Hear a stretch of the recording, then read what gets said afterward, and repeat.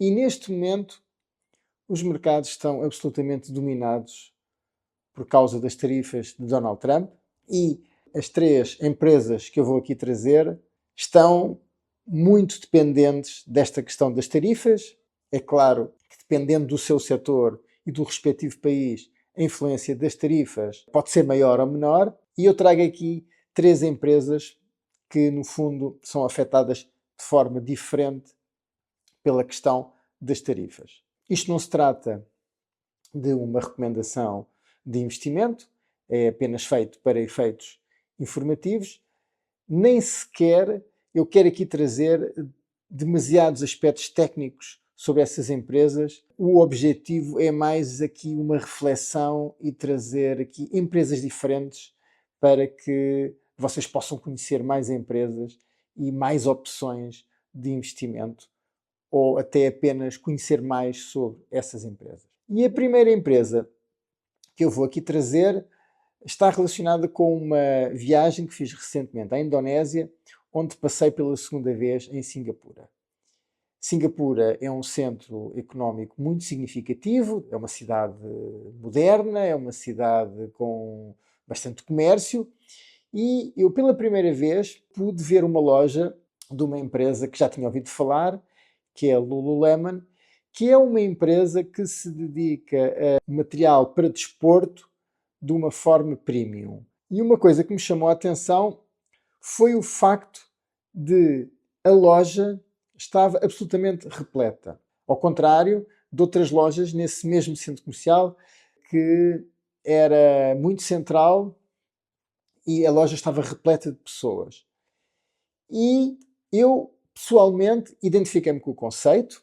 É uma marca que aposta na vertente do desporto, está a evoluir agora para uma vertente de roupa casual, em que o que interessa é a qualidade dos produtos e não tanto determinados logotipos. Os logotipos são pequenos e muito subtis e isto assenta numa lógica que para mim faz todo sentido e poderá ser apelativa a gerações mais novas e a uma evolução da forma como as marcas são vistas. E, portanto, foi para mim interessante, já tinha ouvido falar muitas vezes nesta empresa, ver uma loja e ver a dinâmica e a procura que essa marca tem. Vou aqui só trazer alguns aspectos de valorização da empresa. A Lululemon tem um P/E ratio de 17, que é um P/E ratio que não é elevado para uma empresa que tem um crescimento grande. Em termos da métrica de preço para vendas, o Price for Sales tem 2.9, também uma métrica que apresenta aqui, ou indicia que a empresa não está a ser transacionada em termos de métricas em avaliações muito elevadas, e tem um net profit de 17%, o que é bastante razoável nesta altura. Uma coisa que chama a atenção é que, a nível de análise técnica, a Lululemon tem agora um suporte muito significativo. A maior parte das ações estão a descer e há aqui um suporte que tem a ver com os valores de agosto do ano passado e, portanto, há aqui ao nível técnico um suporte para esta ação. E uma coisa que não é de estranhar é que o crescimento da Lululemon dentro da respectiva indústria ou deste setor é acima da média e vai ao encontro daquelas expectativas de uma marca como esta, uma marca que tem uma dinâmica muito boa. Tem também uma particularidade, que é o facto desta empresa não apresentar dívidas, o que no momento como o que estamos a atravessar acaba por ser muito relevante.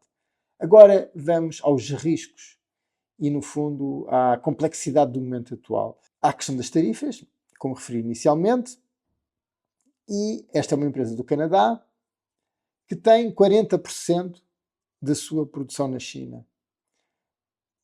E tem havido um esforço de tentar trazer ou de deslocalizar essa produção para o Vietnã, que também é afetado pelas tarifas, não da mesma forma, sobretudo na versão que está agora, em que houve uma suspensão e as tarifas que estão para a China. E, portanto, vemos aqui uma empresa que neste momento tinha um crescimento muito significativo, mas que tem um risco específico resultante da questão das tarifas e os mercados estão em queda de uma forma genérica, mas a queda da Lululemon é mais acentuada devido a este risco específico das tarifas, um risco que, na verdade, se aplica a todos, a praticamente todos os mercados. Depois, queria aqui trazer também uma outra empresa que também é influenciada pela questão das tarifas, mas de uma forma muito distinta, que é a Airbus. A Airbus surge aqui num contexto em que, em primeiro lugar, há duas empresas mundiais em termos de aviação, a Boeing e a Airbus. E há aqui vários aspectos que importa referir. Em primeiro lugar, a questão das tarifas. Por um lado, a Airbus fica afetada em termos da importação para os Estados Unidos, enquanto a Boeing fica afetada pela importação para outros países. Mas a questão fica mais complexa, porque há partes ou há componentes que são feitas noutros países.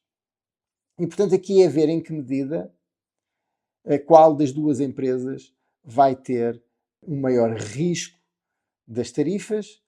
E há uma notícia recente muito interessante que tem a ver com o facto da China ter suspendido as encomendas à Boeing, o que poderá fazer com que uma possível beneficiária fosse a Airbus. Por outro lado, há aqui uma história recente que tem a ver com o facto de a Boeing ter apresentado nos últimos anos várias quebras de segurança e, portanto, neste sentido, nos últimos tempos, a Airbus tem sido uma empresa que apresenta uma melhor imagem em termos das questões de segurança. Em termos de uma avaliação das métricas da empresa, não há, por assim dizer, não há uma valorização ou uma desvalorização excessiva ao longo das várias métricas relativamente à Airbus. E, portanto, aqui a questão é ver, nesta guerra das tarifas,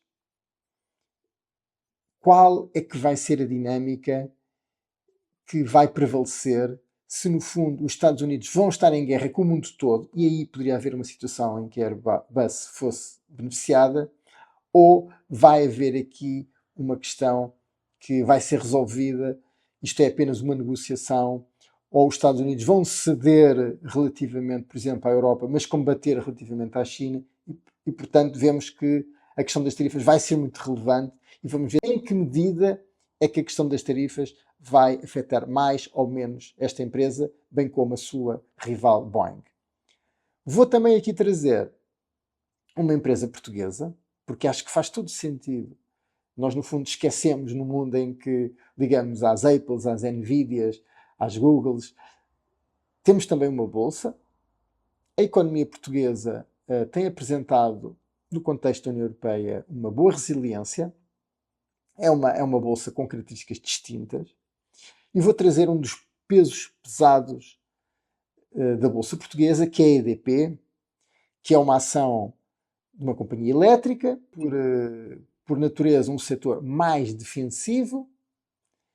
Por outro lado, o setor elétrico é um setor que estará em desenvolvimento e com um futuro devido à redução dos combustíveis fósseis. É uma empresa com uma dimensão internacional muito significativa e esta empresa apresenta, em termos de métricas, tem um price to sales de 0,9, que mostra que em termos de que ela é transacionada a múltiplos atrativos, bem como um price to book de 1,2, ou seja, que os ativos da empresa, no fundo, suportam o valor bolsista dela. É claro que isto também tem a ver com o facto de são empresas que não apresentam um crescimento muito grande, mas mostram também que elas não estão a ser transacionadas em termos bolsistas a valores muito especulativos. Há uma característica desta empresa que encaixa com outras empresas da Bolsa Portuguesa, que é o facto de apresentar um dividendo muito significativo de 6,6%, que é um dividendo significativo, mas há aqui uma questão que pesa sobre a EDP, que é o facto de ter uma dívida também muito significativa, mas, como referi, era para mim importante dizer aqui uma empresa portuguesa, curiosamente, até uma empresa com características defensivas face ao seu setor.